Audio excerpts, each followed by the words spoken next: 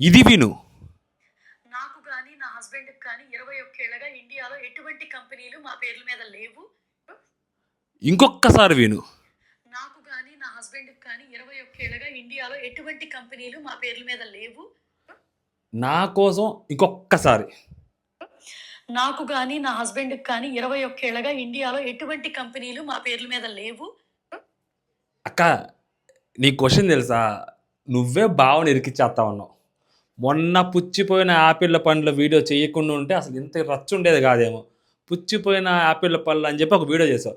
దాంతో అదే వీడియోలో బావ కూడా రెచ్చిపోయాడు, కుక్కలు అన్నాడు, అదన్నాడు, ఇది అన్నారు. ఇప్పుడు ఏమైంది తెలుసా?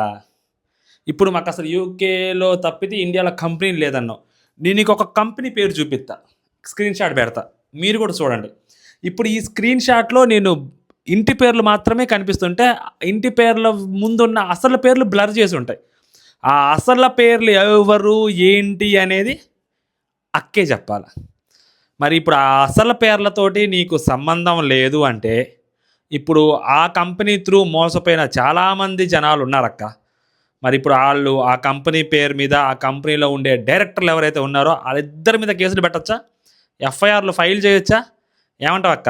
అదేందో బావ ఇంటి పేరు నీ ఇంటి పేరే ఉంటుంది ఎగ్జాక్ట్గా, వాళ్ళిద్దరి పేర్లు కూడా.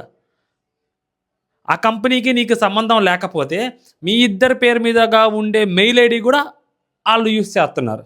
సో మీకు తెలియకుండా వాళ్ళు ఏమన్నా డబ్బులు తీసుకొని మీ పేర్లు చెప్పి జనాల్ని మోసం చేస్తుంటే మీరు ఒక్కసారి బయటకు వచ్చి ఆ కంపెనీకి మాకు సంబంధం లేదు, మాకు ఎవరితోనూ సంబంధం లేదు, మేము యూకే సిటిజన్స్, మేము బ్రిటిష్ సిటిజన్స్ అని మీరు చెప్పేశారనుకోండి, వాళ్ళ మీద లీగల్ యాక్షన్ తీసుకుంటారు అక్క. ఒక్కసారి బయటకు వచ్చి ఈసారి పుచ్చిపోయిన యాపిల్ పళ్ళలో పుచ్చిపోయిన యాపిల్ పళ్ళు వర్కౌట్ కాలేదు కాబట్టి ఈసారి పుచ్చిపోయిన దానిమ్మో పుచ్చిపోయిన బత్తాయో నువ్వు చెప్పావనుకో, మేము వింటాం.